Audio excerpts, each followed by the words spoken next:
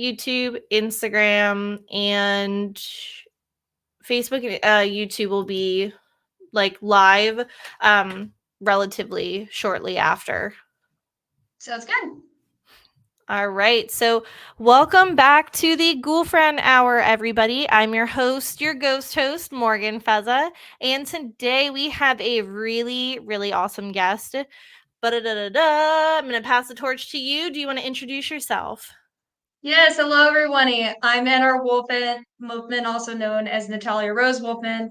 I'm an independent horror author based out of Colorado, but I've kind of been a little bit of everywhere. You may have seen me from Fan Expo Canada, or Fan Expo Dallas, or Fan Expo Denver.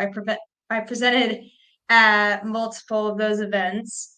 Originally got into horror when I was around 11 years old, and I quickly grew on me. Big genre, big fan, massive cinephile when it comes to horror movies. Just horror has been such a big part of my life. I debuted my first book, my first horror novel, at 16 years old, and the second edition of that debut will be coming out in November. But I started in this industry at 16, and now I'm here 5 years later. Very exciting. This is our 5th year anniversary. So yeah, I've been writing ever since, and I love it. I love horror. I love writing. I love everything. Awesome. Well, we are so glad to have you. I know we chatted a little bit prior to coming on. And so I kind of want to start with, when you were a child, how did you ever, like, if you would have told yourself as a young child that you would be where you are today, would you believe yourself? Like, is this what you originally had in mind, or was there something different? uh, well, the younger version of me, I always spent a lot of time in the library. I was always reading, but I was horrified of horror. So my grandma showed me my first horror movie when I was 6 years old, and that was Cujo. And showing a 6 year old Cujo, probably not a good idea. So I remember being so paranoid about horror. I was like, never going to get into it. And then when I started getting to middle school, I was like, this is pretty cool. But I never expected to be where I am now. We sold out. We recently just came from Fan Expo Canada 2024. And I remember we sold out the room. They capped it. People were sitting on the floor. And I spent the entire plane ride back to the States sitting there like, yeah, I never expected it to get to where it is now. Yeah, that's amazing. So Fan Expo Canada, can you tell us a little bit about that? Yes, so Fan Expo Canada is considered one of the largest comic conventions in Canada. It has just an array of celebrities, fan panels, an amazing set of artists. There's also some corporate sponsors in there. I know Nerds Gummy Cluster sponsored. Spent a lot of time at that booth when between my panels. Um, but yeah, it's one of the many Comic Cons that happen around the country. Fan Expo has always been very near and dear to my heart. So I go a lot. A lot of the time, I go to their cons and I'll speak there. So I've been to Fan Expo Dallas, Fan Expo Denver, Fan Expo Canada, hoping to go to Fan Expo Vancouver, but not sure yet. But I'm really hoping. Yeah. Listen, just manifest it. Keep putting it out into the universe and it'll be yours. Oh, Um I'm hoping. I'm hoping. yes, you will. You will. You have to say I will. I will. Yes. So, do you have a favorite expo that you go to? Like, do you have one that's kind of like your bread and butter that you look forward to like every single year and you're like, no matter how old I get, I will always go to this one? That would be Fan Expo Denver. It's very close to home, so I Okay. really like it. And it gives me that weekend, I don't get a hotel. I stay with my grandma who lives in Denver. And so we get to have that bonding time together. And at the same time, I meet so many amazing authors. I met one of my best author friends who was very encouraging to me. Their name is Neo Edmond, Oh. and they're incredible. You have to read their work. They do comics, but we got to talking, and they've just become one of my best author friends in this industry. So Oh, I love that. I love that. Have you made coming into this genre and this community, like I know, just speaking from like my own perspective, entering like a certain community of your passion projects and your hobbies, you tend to find a lot of like-minded people, and you almost kind of find your tribe, like, and so would you say that since you've entered this genre, you've come more into yourself, you've kind of found your community, um you know is that kind of where you're at right now? Do you feel like, hey, like I've found it. I'm where I'm supposed to be. This is like what I can see myself doing for the rest of my life, and these people are just my peeps. Yeah, there's definitely been so much support from the horror community. When I came into this, I was in high school and I was still trying to discover who I was. I've come out since as queer. I've actively been working with my sexuality and I've been very open about that. I've come a lot more into my writing. I've my style has shifted. It's become something so much more special, and everyone has been extremely supportive of the work, whether it's my fans or the other authors. This community is just it's incredible. And there was a time where I was at a very low point in my life and I had horror there to back me up and the community there to support me.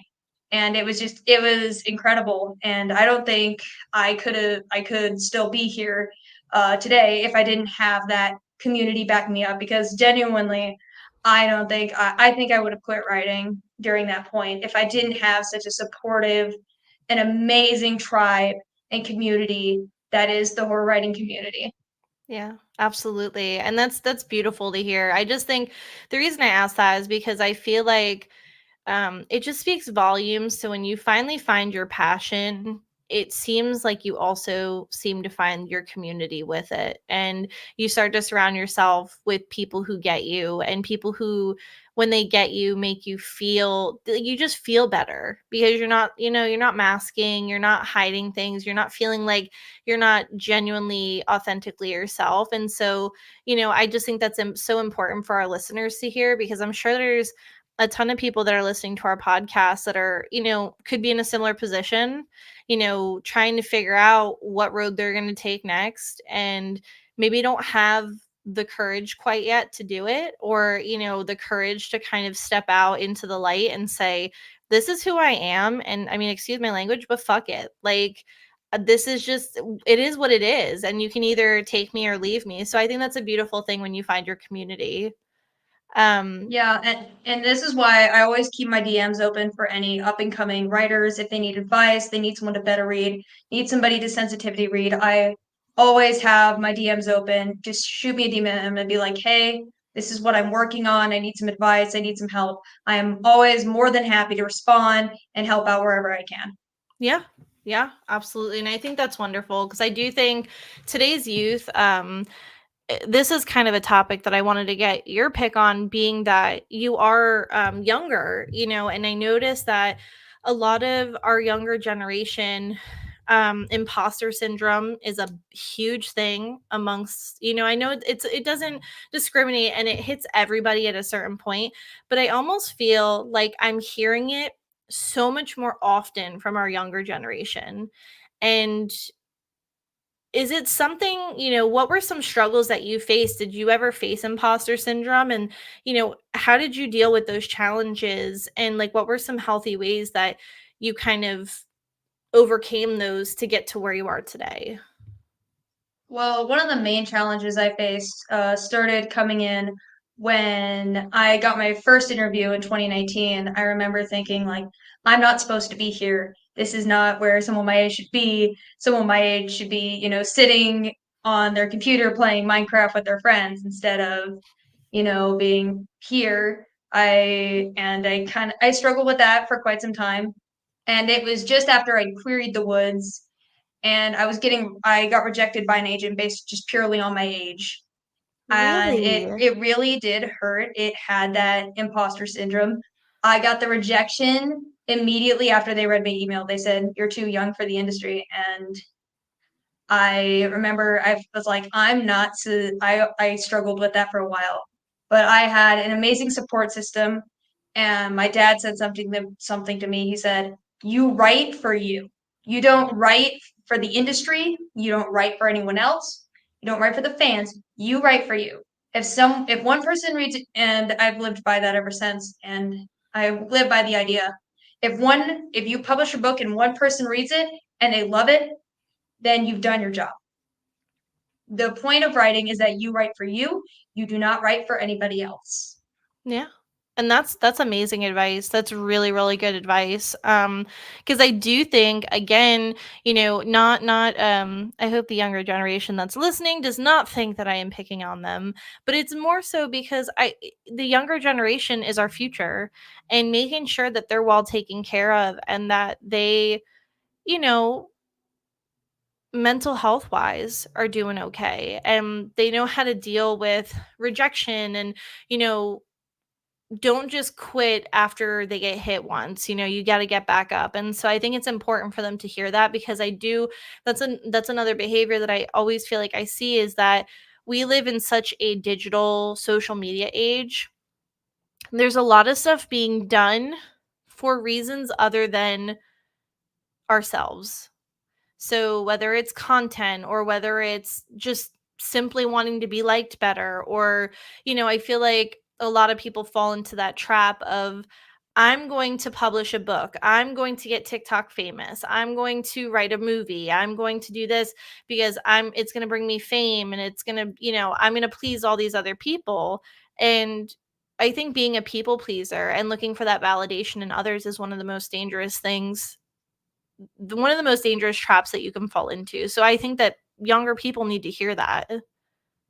Yeah, and I think another thing, especially with social media, is we're seeing a lot more of these younger celebrities come out. We're seeing a lot of these shows with these younger celebrities and people feeling like, oh, I need to do this by this time. Mhm. But if you look, I believe it was Lord of the Rings, J.R.R. Tolkien published it at 42.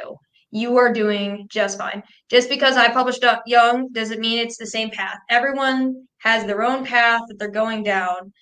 And I think another thing, do not compare yourself to these celebrities. I see so many people doing that online because I caught my book with Stranger Things.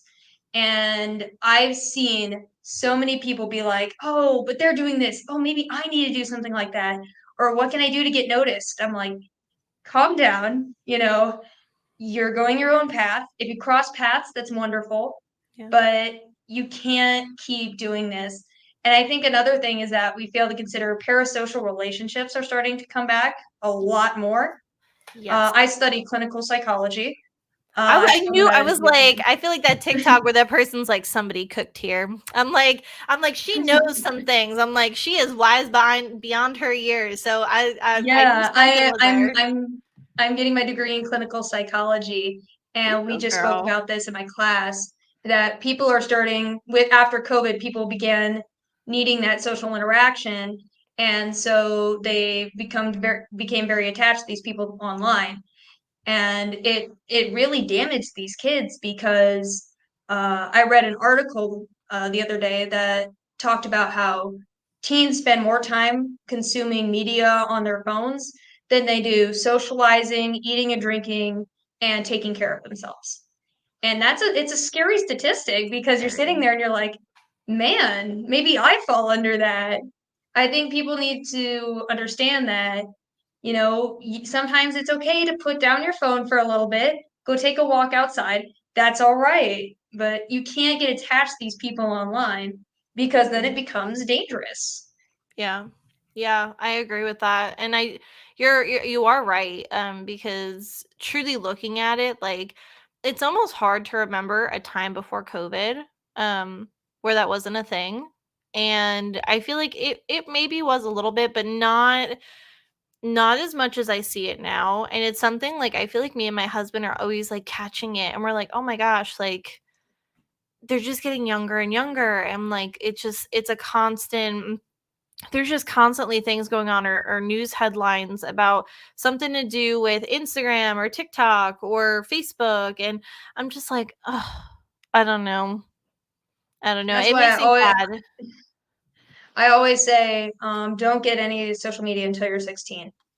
Or if you do, if you want to put your kid on it, for any reason, monitor what they're doing.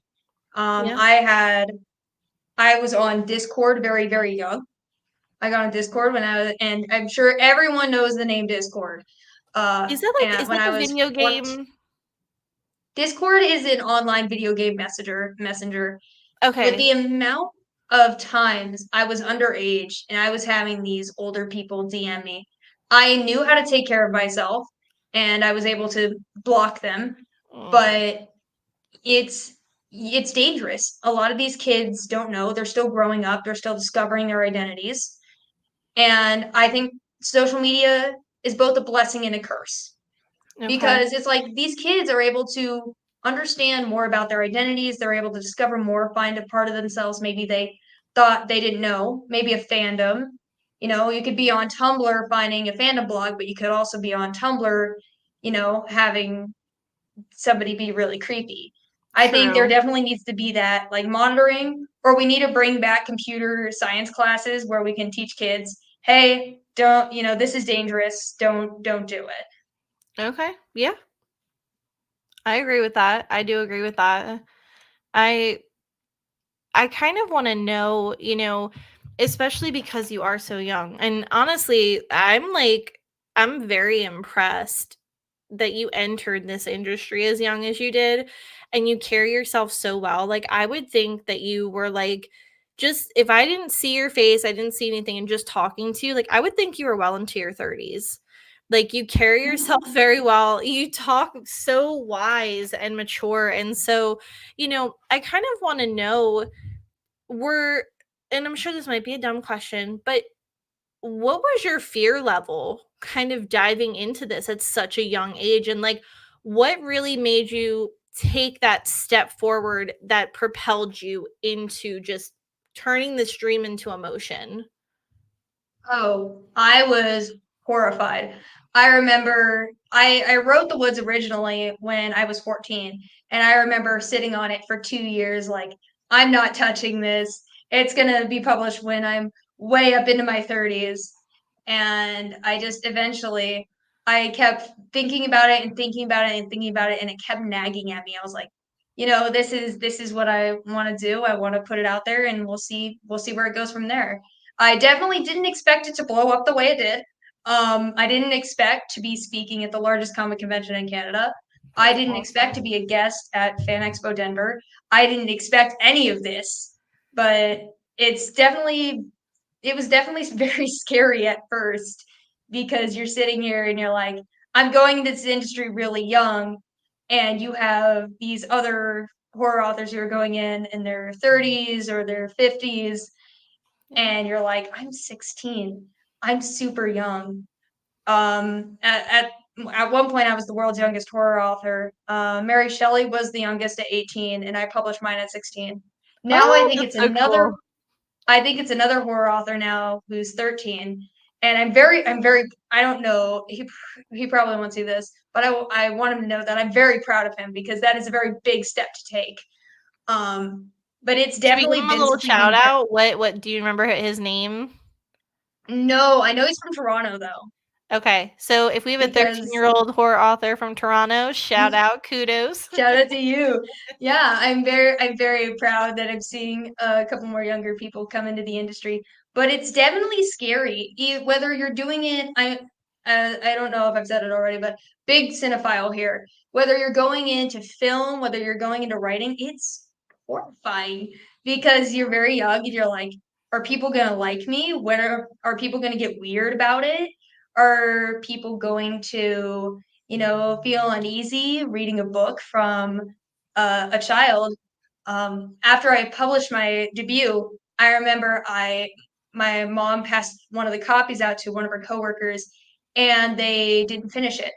And they came over to me and they said, I was horrified. I had nightmares about it. And they were in their 50s.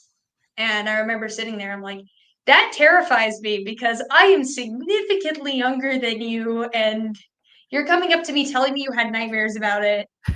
Um, Success though. it's I mean, that's like you're like that's what I set out to do is scare you. Yeah, that's my intention, but it's definitely intimidating too. level of intimidation I don't think a lot of people talk about in the industry, that it is very intimidating to step into any industry, whether it be fantasy, romance, or there is that level of intimidation, especially when you're going in so young. Yeah. Because every you have this expectation, everyone has this expectation that you're some, God sent prodigy when sometimes you're just a kid, you know? I love that though. So I mean, how did you safeguard yourself and protect yourself from either negative feedback, negative comments, on things, forums, reviews, anything like that? Like how, what is some advice that you can give to kind of the younger authors, even some older authors? Like how do you deal with the criticism and all of that having been so young? Okay, don't read your reviews. I'm sorry. Everyone talks about it. They're like, oh, well, it's a bad review. Don't read your reviews. Don't listen to Goodreads reviews. I have 2 1 stars on Goodreads that were a review bomb. They intentionally targeted and review bombed me. Goodreads is I've compared it as like the Rotten Tomatoes because it Rotten is so Tomatoes never make inaccurate. sense. They never make sense. Exactly. We Goodreads we is the literally same talk way. It's like Rotten Tomatoes. literally, we talk about this all the time in my house because like we go the opposite. If a movie has like a Rotten Tomato score of like 10%, we watch it. If it has a Rotten Tomato score of like 95.9, we're like, yeah, this is probably gonna suck. We're not we're I trust IMDb a lot more than I trust it, but IMDb sometimes is really biased too.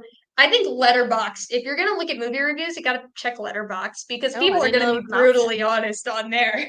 Okay. And now that I know that when we're looking up some movies to watch, we will be looking on that because I didn't know that existed. So I'm gonna have to check that out. Letterboxd is actually glorious. I think Letterboxd, because you can add movies to different sections, you can add movies to a list, and What? it's so funny to see some of the lists people make. It like somebody put, I believe, Shrek and Die Hard in one, and it's very interesting to see it. And I love Letterboxd. I won't lie. I trust Letterboxd and I trust IMDb a lot more than I trust Rotten Tomatoes right now. I'm with you on that. I am so with you on that. So kind of speaking to the horror genre, have like so picking horror, I can't help but wonder, and especially because we're a spooky podcast, have you had your own experiences with, you know, spooky stuff? Like I obviously hopefully not horror because a lot of the times like most of the genres there are slashers and yeah, so we don't want you involved in that.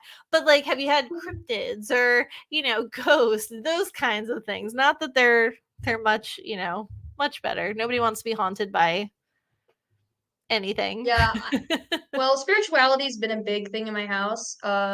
So I'm Indigenous. Oh, I'm a registered member of the Cherokee tribe, and I also have some Navajo in me on my father's side. And so spirituality and that sort of thing has always been a big deal. We've always believed in omens and such. But I think my biggest encounter with the paranormal, my first college was an old sanatorium. And I remember I just started looking at this place and I was like, this place is really cool. And everyone was telling me this place is cursed. So the owner of the sanatorium originally was driven mad by it. He would pack his bags to go on vacation and would fill them to the brim with these brochures for his sanatorium. And then the head physician of the sanatorium lost his mind there and checked himself into an asylum. what? So it's kind of always been rumored that the sanatorium itself curses those who become attached to it. And I was always like a little hesitant. I'm like, oh, maybe it's just ghost stories and stuff. But I would go in there and there was stuff that happened that I could never explain. One of the creepiest experiences I had there, I went in with a friend one night and there was this there's this fireplace there from when it originally opened, and we were using a spirit box, and it was talking to us, and it brought up the fireplace. So my friend went over, and there's a grate in front of it, and reached over the grate, and immediately yelled and pulled their hand back, and his hand was covered in blisters, like What? it'd been burned. And then the spirit box said, "I warned you," and I'm like, what just happened? Like, maybe we need to leave. But I had so many paranormal accounts from the staff there. They would see a little boy run up and down the halls, and he would full on talk to you. I've seen campus police would actually tell me. One of the ex officers told me one day, they're like, nobody goes in there. If we get a call there at night of somebody walking around in there, we will send one person in and try to get out as fast as possible. The staff would Just tell me, one? I would be like, send us in twos. I'm not going in there alone. yeah, it was so weird though, because I spoke to the staff that worked in the building, and I remember them telling me, they said, we leave before it gets dark. Something watches us, and you feel like you're being watched after dark. We will intentionally take our work home so we don't have to sit in there after dark. And even students would account, there's these beautiful foothills behind the sanatorium. Students would talk about how they heard Native American chanting and drums in the back of the hills. Oh, that's bad news. Like good, like, And well, bad news because they probably built something where they shouldn't have. well, the sanatorium itself has a very extensive history. So it was a sanatorium, then it was a hospital, then it was a World War II veterans refuge, and then it was an illegal abortion clinic, and then it was a Navajo sanatorium. Oh my gosh. And the Navajo, and then it was an old folks home. But the Navajo sanatorium, I remember they said that a lot of people who came in originally died because they were in critical condition. There was nothing they could do. And Wow. staff says there's just a lot of rumors about the sanatorium, but I've grown very attached to the spirits there, and they've grown very attached to me. When I go back, you can definitely tell there's that attachment there. My family likes to joke and say I got cursed by it, and I'm tied to it. Um, but it's definitely become a very significant part of my life. I want to get a tattoo that actually symbolizes the sanatorium, because not only did I work historically, but I worked archaeologically on the site, and it's become such a large part of my life. My work in progress that I think I told you earlier I wasn't really going to say anything about. I don't know when it's releasing. Is inspired by that specific sanatorium because I have such significant ties to it. And I let my dad Alpha read it, and he said, "This is addicting. I need the next part because I don't want to put it down." So I was gonna ask I'm if you very were gonna write excited about something this about one. this.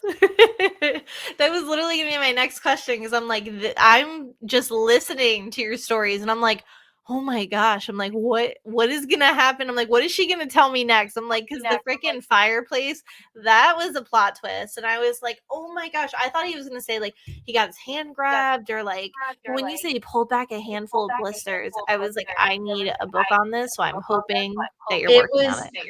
it was creepy. I remember I looked over at him and I'm like, yeah, we need to leave. He also did tarot work, and so he would have the cards and shuffle them. And I remember one day we were down near the basement door, and one of them fell out, and it was a six. And he said, if two other sixes fall out, I'm getting out of here. And then it was two other sixes in the tower. And if you know tarot, you know what the tower means. And Oh, I've never ran out of a building faster that's as bad a horror news. author. I remember we were like, "Yep, we gotta go. We're done. we're not coming back here." Oh my gosh. But we came back over and over and over, and I go back every time I go home to visit because it's close to my family's house. I go back every time, and the school is probably going to be like, "Oh, you're telling the secrets," but everyone knows. Everyone who's been at that school knows. Everyone who goes to that school knows. They're not hiding. Oh my gosh.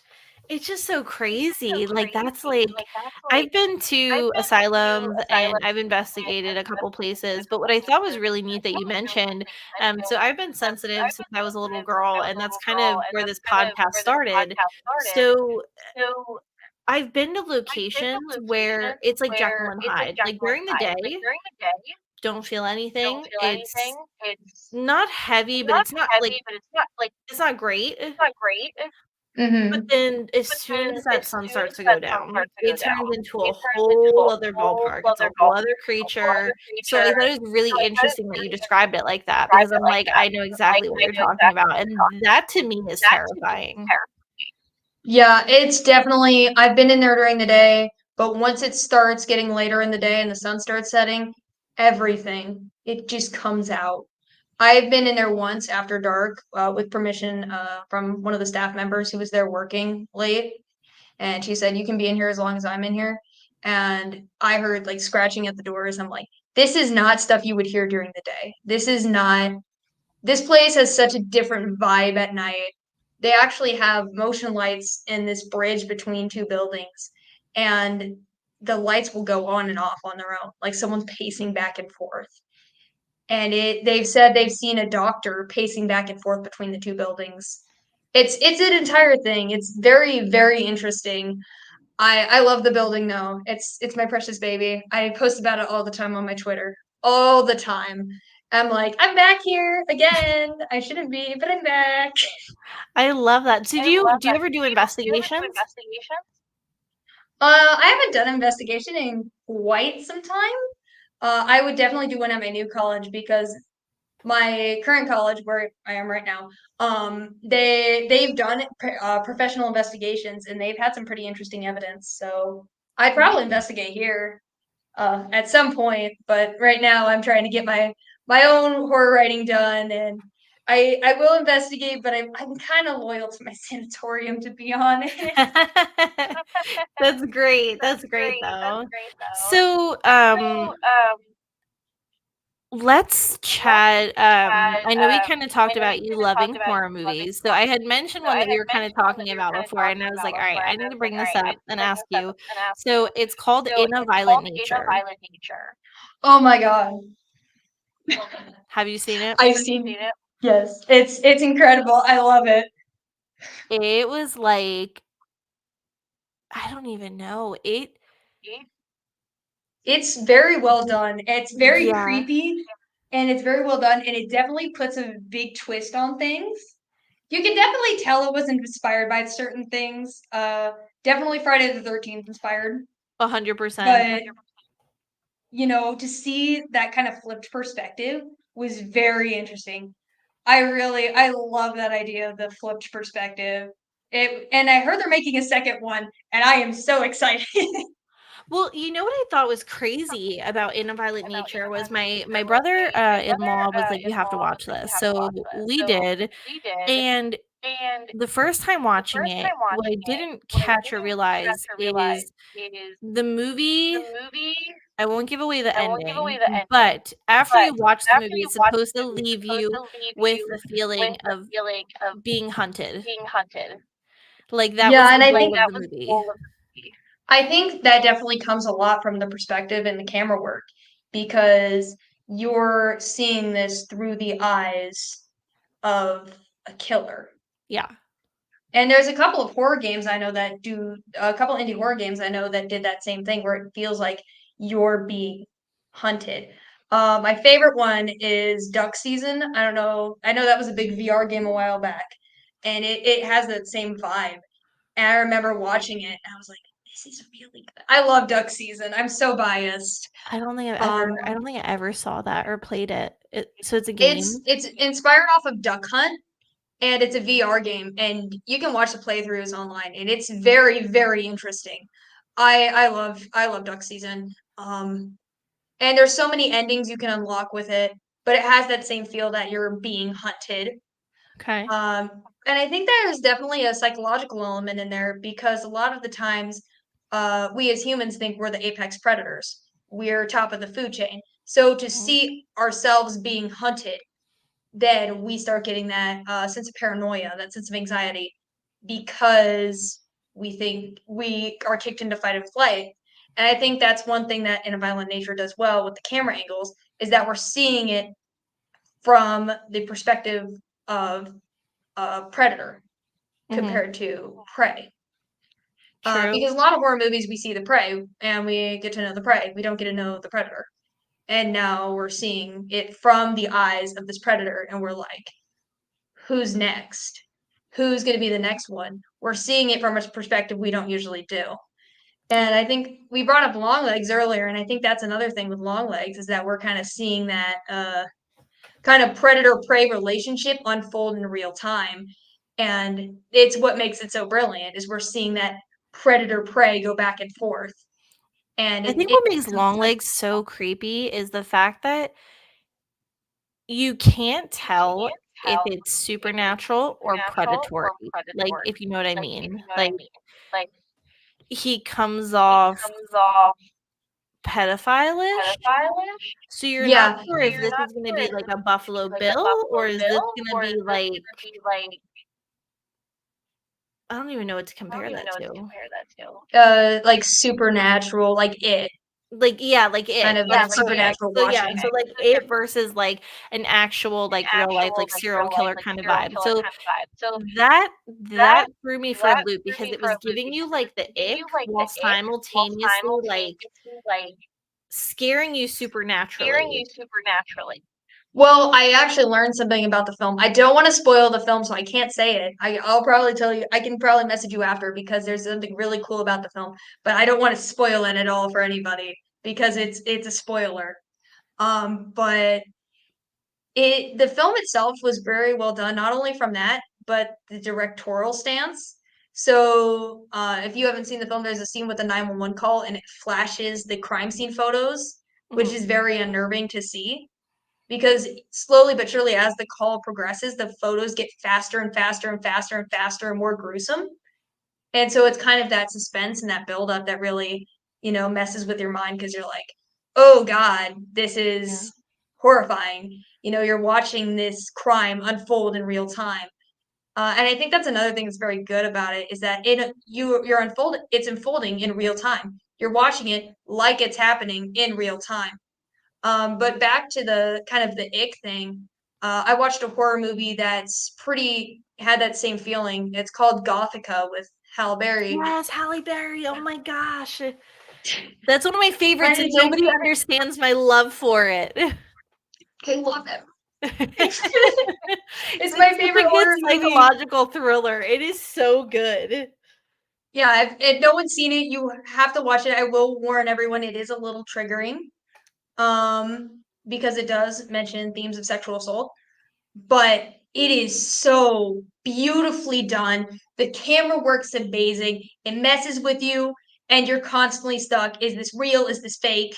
What's going on here? And it's incredible. It is an incredible film. I watched it with my mom, and my mom refuses to watch the movie without the lights on because she's horrified by it. But it's so interesting. Uh, I love that movie so much. I'm such a sucker for horror movies. I like the psychological things that mess with you. So you got Gothica, Us by Jordan Peele, anything really by Jordan Peele, because it has that messing with you. But I'm also a sucker for like horror comedies a little bit. yeah, like Shaun of the Dead. Are you a Shaun of the The Dead fan? Zombieland personally. I Zombieland just is like good. I like the idea of having a disabled character, very openly disabled character in that situation. I think they did a very good job with that. Yeah. Ghostbusters, favorite movie Oh. of all time. Love My daughter's going through a Ghostbusters, phase right now, so, like, literally, I have to, like, wash the costume every single night because she wants to be Ray and Phoebe every day. One day she wakes up and she's like, "I wanna be Phoebe." She made me buy her, overalls because Phoebe wears overalls.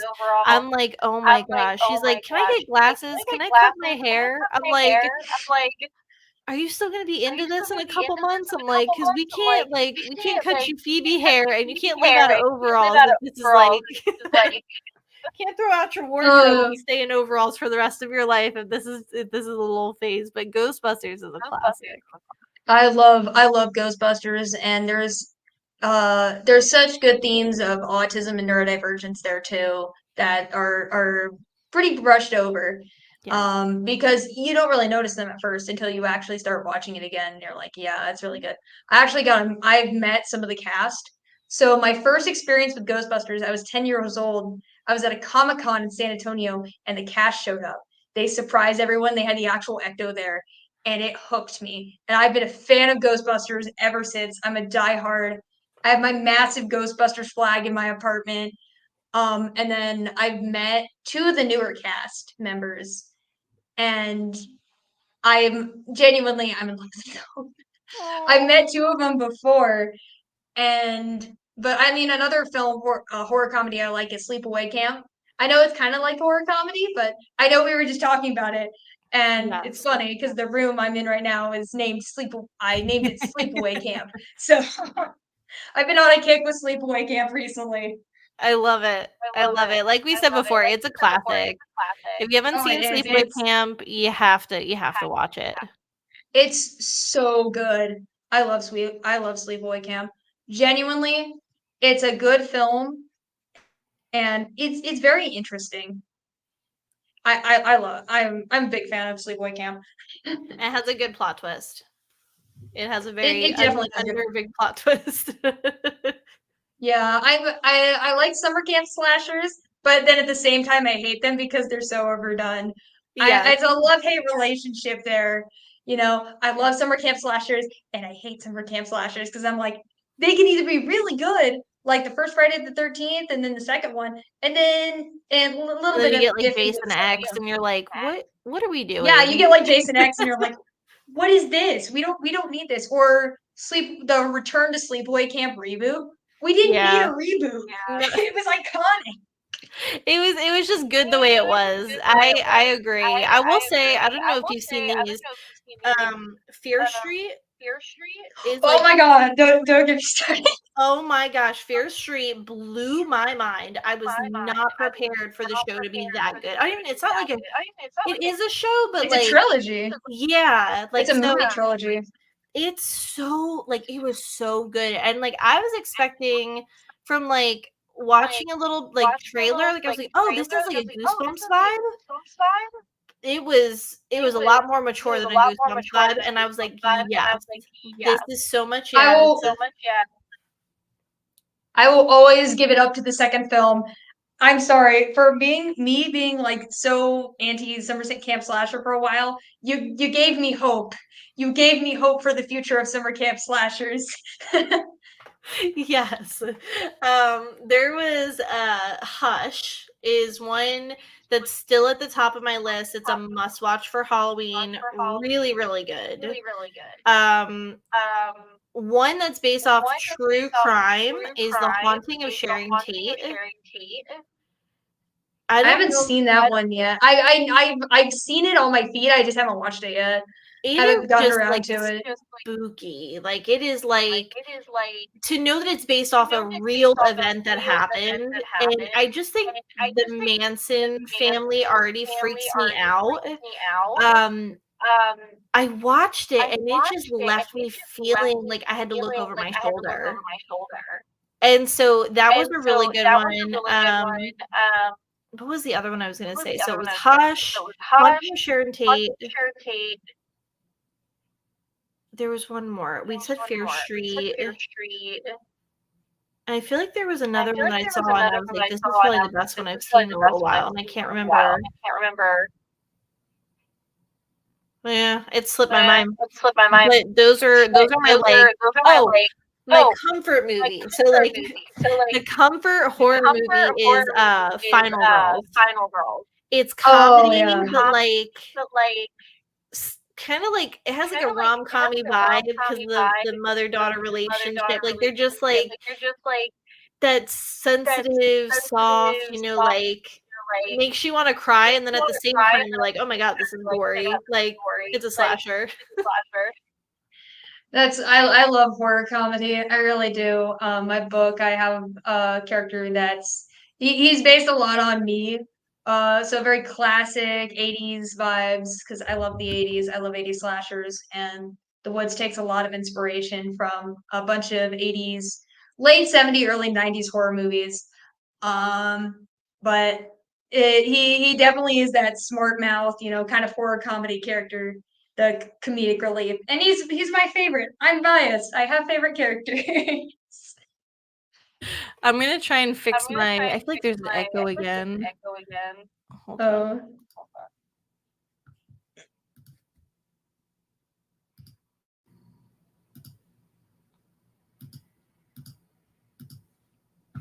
Okay, let's see if that fixes it. okay. I feel like I'm still hearing it. Maybe. Okay, so we're kidding. I'm just gonna tough it out since we're half an hour, 45 minutes. We have barely scraped the iceberg. We have so much to talk about. So like I would love for you to come back on. Maybe we could do a live Q&A and get into your book. Maybe read a chapter or something so we can, give people a little sneak peek and something like that. I'm like, I need to get the world to know who Natalia Wolfman is because you are fantastic. Thank you so much. Yes. I really Thank you so much for appreciate being that. on. Of course, of course. I had a blast. I feel like we can talk about horror movies for years. So Oh yeah, I for sure. seriously I can't wait to hopefully do this again. We can do like a live. We'll have to get together and try and brainstorm some fun ideas. But spooky season's coming up, so I would love another chance to kind of promote your book and talk more horror stuff. And then hopefully my co-host will be back next time, so I can introduce you to them. Yeah, definitely. All right, awesome. Well, thank you so much to everybody for joining tonight. I'm going to apologize for the feedback on my mic, but bear with me. But yeah, everybody have a great night and stay weird, stay spooky, and we love y'all.